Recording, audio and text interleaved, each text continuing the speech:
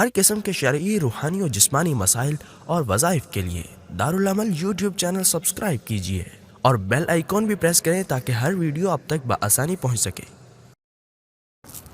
الحمد للہ رب العالمین والعاقبۃ للمتقین والصلاة والسلام علی سید الانبیاء والمرسلین وعلی آلہ واصحابہ واتباعہ واہل بیتہ اجمعین، اما بعد فاعوذ باللہ من الشیطان الرجیم، بسم اللہ الرحمن الرحیم۔ اقرأ باسم ربک الذی خلق، خلق الانسان من علق، صدق اللہ العظیم۔ پچھلے جمعے سے تسمیہ کے فضائل و برکات پر بیان ہو رہا ہے۔ بسم اللہ الرحمن الرحیم کے کیا فضائل ہیں، بسم اللہ الرحمن الرحیم کے کیا برکات ہیں۔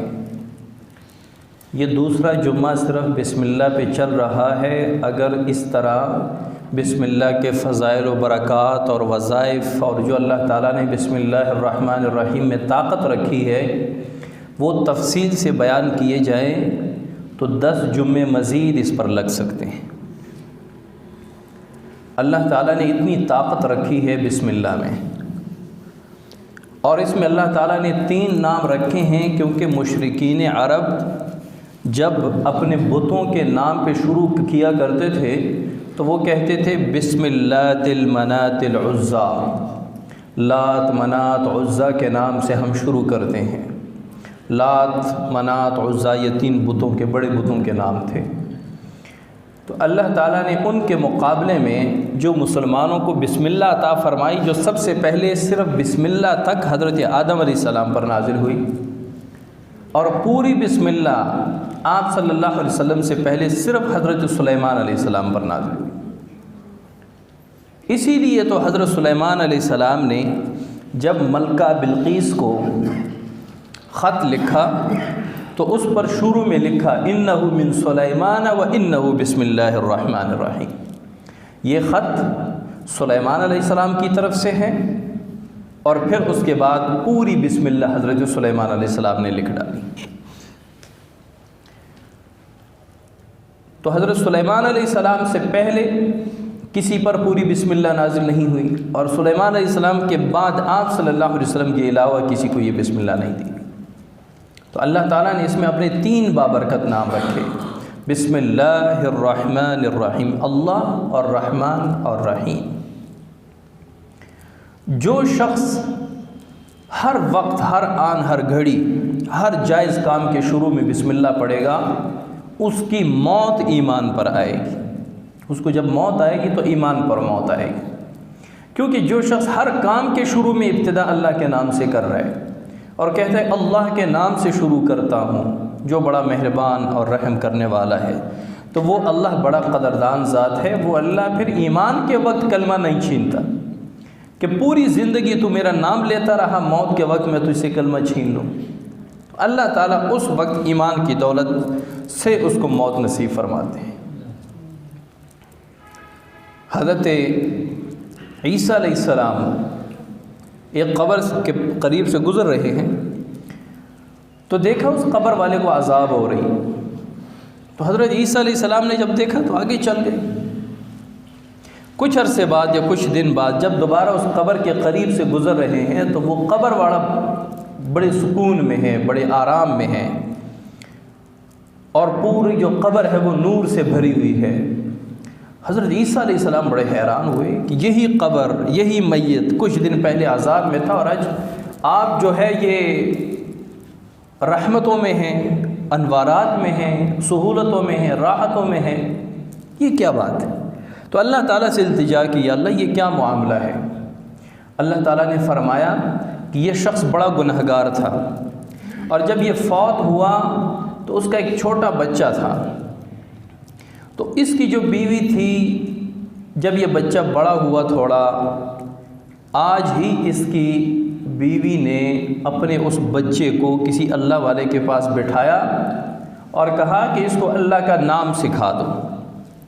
تو تو اس اللہ والے نے جب کہا کہ پڑھو بیٹا بسم اللہ، اللہ کے نام سے شروع کرتا ہوں، تو جب اس استاد نے اس میت کے، اس قبر والے کے بچے کو بسم اللہ پڑھائی تو مجھ رب کو حیا آئی کہ زمین کے اوپر ایک بچہ میرا نام لے رہا ہے اور زمین کے نیچے میں اس کے باپ کو عذاب دے رہا ہوں، ایک بسم اللہ کی برکت سے، اور وہ بھی بچے کی زبان سے، اور بڑا گنہگار اس کا باپ، صرف بسم اللہ کی برکت سے وہ خود بھی نہیں پڑھتا، اس کا بچہ پڑھتا ہے، اس کے باپ سے عذاب اللہ تعالیٰ ہٹا دیتا ہے۔ تو آپ خود بتائیں کہ جس کا بچہ پورا حافظ قرآن ہو، جس کا بیٹا سارا دن قرآن کی تلاوت کرے، اللہ کا نام لے، اللہ کا ذکر کرے، اس کے باپ کے کیا درجے ہوں گے؟ اسی لیے تو ہم کہتے ہیں کہ بچوں کو سائنس پڑھاؤ، بیالوجی، فزکس پڑھاؤ، ریاضی، میتھ، انگلش پڑھاؤ، لیکن سب سے پہلے اس کو اللہ پڑھاؤ، سب سے پہلے اس کو اللہ کا تعارف کرواؤ۔ اللہ کا تعارف نہیں کرواؤ گے تو پھر یہ حال ہوگا۔ آج سے 10 سال پہلے ہمارے نوجوان اتنے سیکولر، اتنے بد مذہب، اتنے لا دین نہیں تھے جتنے آج ہو گئے۔ وجہ کیا ہے؟ باپ جو ہے وہ پیسے کی دوڑ دھوپ میں بچوں کی تربیت بھول گیا، اور بڑی بڑی فیسیں دے کر ان کو بڑے بڑے اور مہنگے اسکولوں میں داخل کر دیا، کالج، یونیورسٹی میں۔ وہاں انہوں نے مذہب کا کنسیپٹ ان کے ذہن سے نکال دیا کہ یار یہ مذہب، یہ دین، یہ پرانی باتیں ہیں، سائنس ہے، ٹیکنالوجی ہے، دنیا چاند پہ پہنچ گئی ہے، آپ ابھی وہی باتیں کر رہے ہیں جی وضو میں اتنے فرض ہیں، نماز میں اتنے فرض ہیں۔ پھر جب یہ دقیانوسیت اور یہ لا مذہبیت، لا دینیت اور مذہب بیزاری جب ان کے دماغ میں یہ زہر بھرا گیا تو وہ پھر سامنے آ گئے۔ پہلے کچھ عرصہ پہلے یہ کھل کے اسلام کے خلاف باتیں نہیں کر سکتے تھے، اب کھلم کھلا اسلام کے خلاف باتیں ہو رہی ہیں، کھلم کھلا اسلام پہ اعتراضات ہو رہے ہیں۔ اب وہ انگریز، کئی انگریز ہیں جو مستشرقین تھے، جنہوں نے اسلام کا، دین کا علم اس لیے حاصل کیا کہ ہم دین اسلام پر اعتراضات کریں گے، ہم مسلمانوں پر اعتراضات کریں گے کہ آپ کے دین میں یہ خرابی ہے، یہ کمی ہے، یہ کمی ہے۔ جب انہوں نے اس دین کو حاصل کیا، اس علم کو حاصل کیا، تو پھر جا کے انہوں نے اسلام قبول کر لیا۔ ان پہ حقیقت کھل گئی کہ حقیقی مذہب یہی ہے، اصلی تعلیم یہی ہے۔ اور یہاں کا مسلمان، جس کا باپ بھی مسلمان، ماں بھی مسلمان، آبا و اجداد مسلمان، مسلمان گھرانے میں اس کی پیدائش ہوئی، وہ ایسی بے فکری کی وجہ سے، والدین کی بے فکری کی وجہ سے کہ انہوں نے ان کی فکر نہیں کی، آج ان کی اولاد ان کے گھر میں رہتے ہوئے ان پر اعتراضات کر رہے ہیں کہ بابا صبح سے شام تک بھوکا ننگا، بھوکا پیاسا رہنے کی کیا ضرورت ہے؟ بھائی یہ اس کی کوئی ہے دلیل، کوئی سائنٹیفک کوئی اس کا فائدہ ہے؟ یعنی ہر چیز کو وہ سائنس کے ترازو میں تولتے ہیں، پھر ہر چیز کو وہ دنیا کے اسباب کے ترازو میں تولتے ہیں۔ نورانیت، روحانیت، مذہب، دین، رب، بندگی، یہ چیزیں ان کے ذہن سے نکال دی جاتی ہیں۔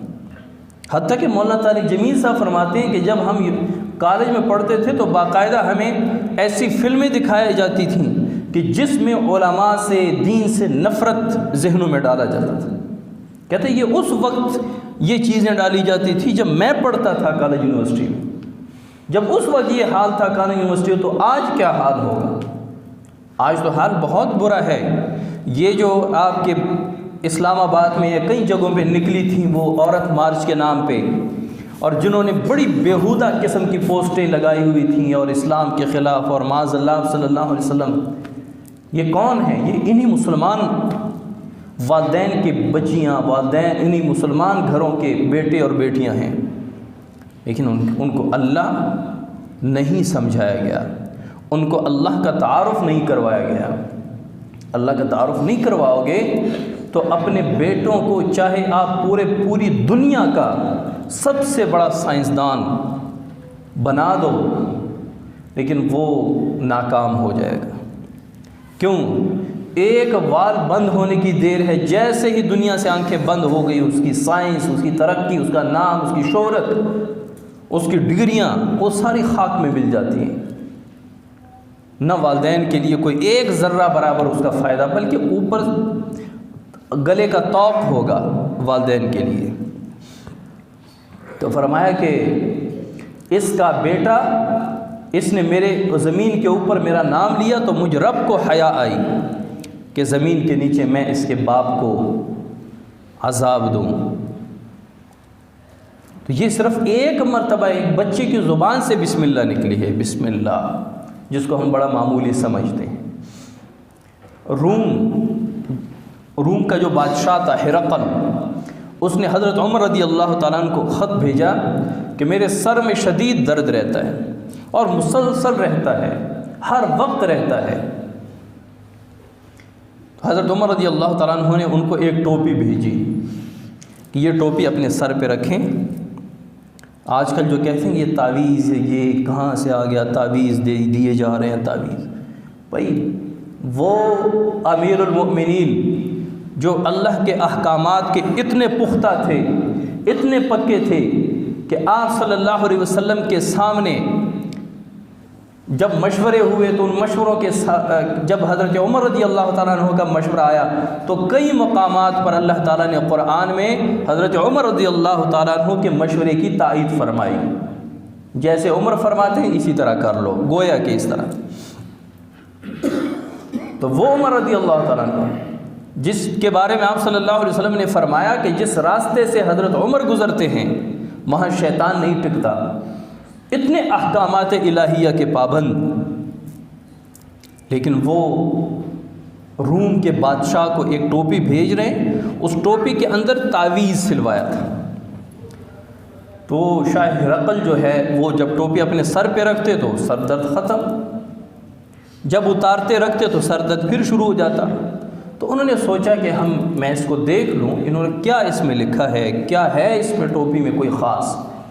تو جب انہوں نے وہ ٹوپی کھولی تو اس کے اندر ایک تعویذ تھا، اور تعویذ پہ کیا لکھا ہوا تھا؟ بسم اللہ الرحمن الرحیم، بس۔ تو بسم اللہ کی جو طاقت ہے، آج ہم لمبے لمبے تعویذات اور لمبے لمبے وظائف، صرف یقین کی بات ہے۔ حضرت عمر رضی اللہ تعالیٰ عنہ امیر المؤمنین، 22 لاکھ مربع میل پر حکمرانی کرنے والا، ان کا اعتقاد یقین اتنا پختہ تھا۔ ہرقل بادشاہ یہ نہیں سوچا کہ ہرقل بادشاہ ہے، روم کا بادشاہ ہے، کم از کم اس کو کوئی اچھا خاص اسپیشل تعویذ بنا کے دوں، نہیں، بسم اللہ الرحمن الرحیم لکھی، کیونکہ بسم اللہ کی اہمیت ان کے دل میں اتنی تھی۔ اللہ تعالیٰ نے اس بادشاہ کے سر کا درد ختم کر دیا، جب تک وہ سر پہ رہتا سر درد نہیں رہتا۔ ہمارے اکابرین میں سے غالباً حضرت مولانا اشرف علی تھانوی رحمۃ اللہ علیہ، ان کے پاس شخص آئے کہ میرے سر میں درد رہتا ہے، انہوں نے بھی بسم اللہ الرحمن الرحیم لکھ کے ایسے ٹیک لگائی، بسم اللہ الرحمن الرحیم لکھا اور اس کو لپیٹ کے دے دیا، یہ ٹوپی میں سی کے سر پہ رکھی۔ تو انہوں نے ایسا ہی کیا۔ بڑے عرصے بعد جب انہوں نے دیکھا کہ یار یہ تعویذ میں لکھا کیا ہے جس میں اتنا کمال ہے، جیسے ہی سر پہ رکھتا ہوں سر درد ختم۔ تو جب اسے کھولا، ایسے دیکھا کہ او یہ تو صرف بسم اللہ ہی لکھی ہے، یعنی اس نے اس کو معمولی سمجھا۔ اس کے بعد پھر بند کر کے ٹوپی میں سی دیا اور سر پہ رکھا، پھر سر درد نہیں گیا، پھر ٹوپی سر پہ رکھنے کے باوجود سر درد رہتا۔ جب دوبارہ گئے تو انہوں نے کہا کہ جب آپ نے اس کو دیکھا تو آپ کے دل میں اس کے لیے معاذ اللہ حقارت آئی، آپ نے اس کو معمولی سمجھا، تو کیا ہوا؟ اعتقاد میں کمی آئی۔ جب اعتقاد میں کمی آ گئی تو ان چیزوں میں جتنا اثر اس چیز میں ہوتا ہے 50% اثر اس کا اور 50% اثر اعتقاد کا ہوتا ہے۔ اعتقاد کا ساتھ ہونا ضروری ہے۔ تو کہتے ہیں کہ اس میں تو اپنی تاثیر ہے بسم اللہ میں، بسم اللہ کی تاثیر ختم نہیں ہوتی، لیکن تیرا جو اعتقاد تھا وہ کم ہو گیا بلکہ ختم ہو گیا، جس کی بنیاد پہ اب یہ تجھ پہ اثر نہیں کر رہی۔ یہ تھا کیا تھا؟ بسم اللہ الرحمن الرحیم، بس۔ اللہ تعالیٰ نے اتنی طاقت رکھی ہے اس میں۔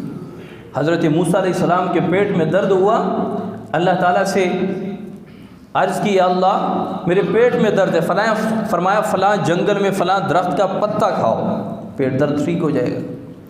حضرت موسیٰ علیہ السلام گئے، درخت ڈھونڈا، وہ پتا لیا، کھایا، پیٹ درد ختم۔ کچھ عرصہ بعد پھر پیٹ درد ہوا تو خود چلے گئے وہاں پہ اور وہاں سے پتا توڑ کے کھا لیا، پیٹ درد مزید بڑھ گیا۔ تو اللہ تعالیٰ سے التجا کی یا اللہ یہ کیا ماجرا ہے، ایک ہی درخت ہے، ایک ہی درخت کے پتے ہیں، پہلے کھایا درد ختم، اب کھایا درد بڑھ گئے۔ تو اللہ تعالیٰ نے فرمایا کہ پہلے جب تو نے کھایا میرا نام لے کے کھایا تھا، اب تو نے میرے نام کے بغیر کھایا ہے، پتے میں کیا اثر ہے؟ پتے میں اثر تو رب ڈالتا ہے، جب تو نے میرا نام لیا تو میں نے اس میں اثر ڈالا تیرے لیے، جب تو نے میرا نام نہیں لیا میں نے اثر نہیں ڈالا، تیرا درد اور بڑھ گیا۔ تو ایک درخت کے پتے میں جب بسم اللہ پڑھی گئی تو اسے درد ختم ہو گیا، تو اگر ہم پانی پیتے ہوئے بسم اللہ پڑھیں گے تو اللہ تعالیٰ اس میں شفا نہیں ڈالیں گے؟ اگر ہم کھانا کھائیں گے تو اللہ تعالیٰ اس کھانے میں شفا نہیں ڈالیں گے جس کے شروع میں ہم نے بسم اللہ الرحمن الرحیم پڑھی ہے یا بسم اللہ وعلی برکت اللہ پڑھی ہے؟ بسم اللہ کے تو اتنے فضائل ہیں کہ ان کو گننا شروع کریں۔ اس کے بارے میں جو واقعات آئے ہیں، بشر حافی رحمۃ اللہ علیہ بہت بڑے بزرگ گزرے ہیں، لیکن اس کی عمر کا آدھا زمانہ، اکثر نوجوانی، اس کی جو جوانی تھی وہ عیش و عشرت میں گزری ہے، شراب، شباب، کباب، میوزک، گانے بجانے، باندیاں اپنے سامنے نچوانا، اس میں اس کی کافی زندگی گزری ہے۔ ایک مرتبہ نشے کی حالت میں شراب پی ہوئی تھی اور نشے کی حالت میں جا رہے تھے کہیں، تو دیکھا کہ کاغذ کا ٹکڑا پڑا ہوا ہے، ایسے اٹھایا تو اس پہ بسم اللہ الرحمن الرحیم لکھی ہوئی تھی، تو ایسے پہلے چوما، پھر آنکھوں پہ رکھا، پھر جا کے قیمتی خوشبو خریدی اور اس بسم اللہ لکھے ہوئے کاغذ پہ وہ خوشبو ملی اور اچھی جگہ رکھ دی اس کو۔ اس دور میں غالباً حضرت حسن بصری رحمۃ اللہ علیہ جو بزرگوں میں سے ہیں وہ گزرے ہیں، کہتے ہیں حسن بصری رحمۃ اللہ علیہ کو خواب میں اللہ تعالیٰ نے فرمایا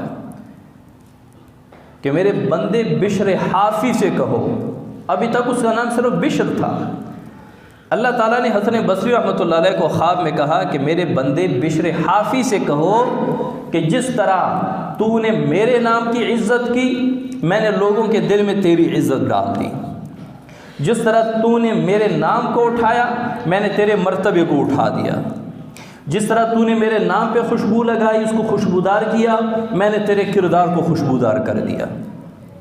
تو حسن بصری رحمۃ اللہ علیہ جیسے اٹھے، بڑے متعجب تھے کہ اتنا خوبصورت اور باکمال خواب، اور وہ بھی بشر کے بارے میں۔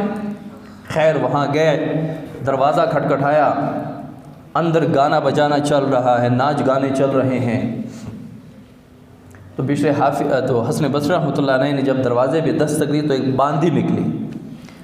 حسن بصری رحمۃ اللہ علیہ نے فرمایا کہ یہ غلام کا گھر ہے یا آزاد کا ہے؟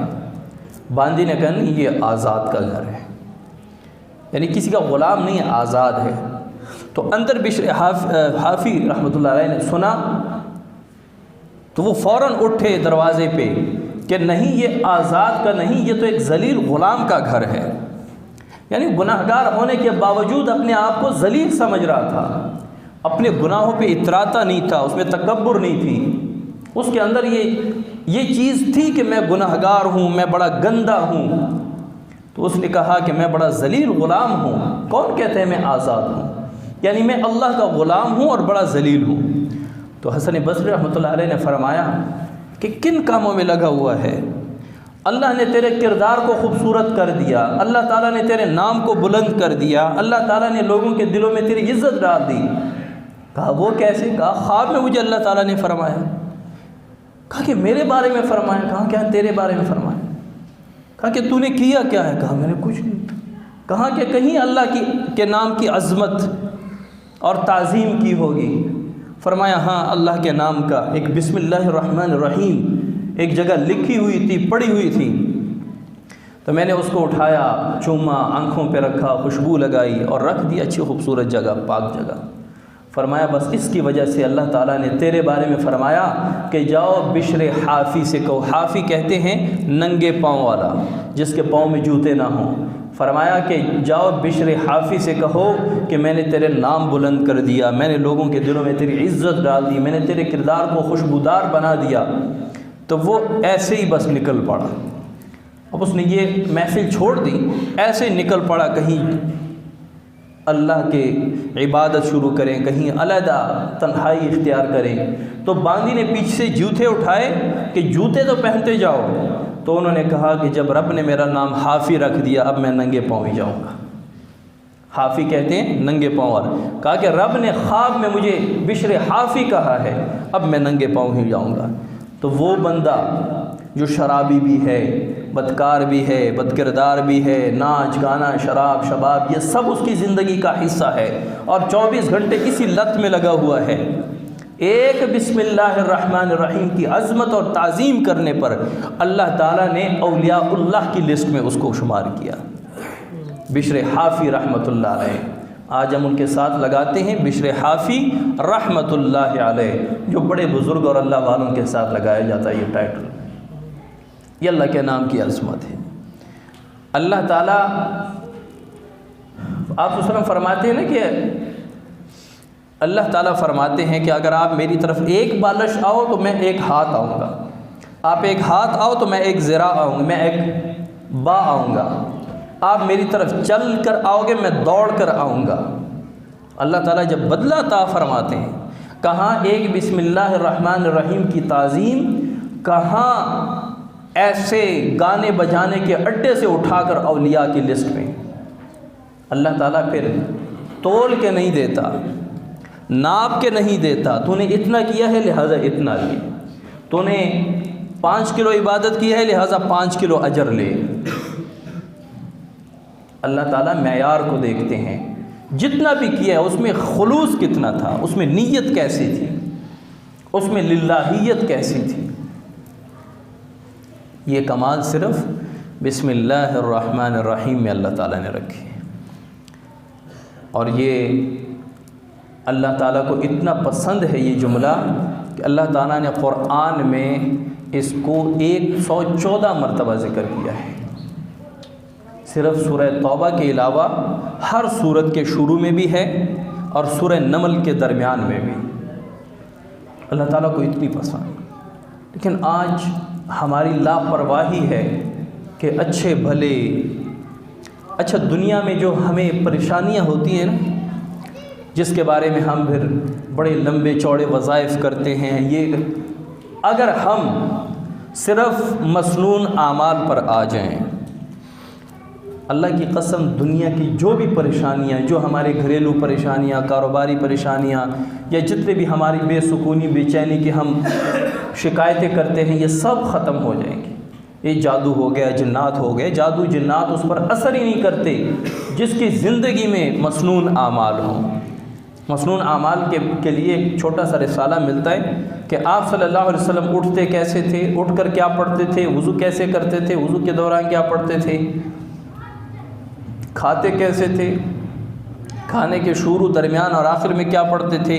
یعنی یہ جو چیزیں ہیں یہ اگر ہماری زندگی میں آ جائیں مسنون اعمال تو کسی کی ضرورت نہیں ہے، کہیں علاج کی ضرورت نہیں ہے، پریشانی کی ضرورت نہیں ہے. اللہ تعالیٰ پھر ایسی زندگی میں بہاریں لاتے ہیں. اور اگر آپ کہتے ہیں کہ میں اب وہ لمبی چوڑی دعائیں یاد نہیں کر سکتا، آپ صلی اللہ علیہ وسلم کھانے سے پہلے کیا فرماتے تھے، کھانے کے بعد کون سی دعا پڑھتے تھے، تو بسم اللہ الرحمن الرحیم کو اپنی زندگی کا حصہ بنا لیں. بسم اللہ الرحمن الرحیم.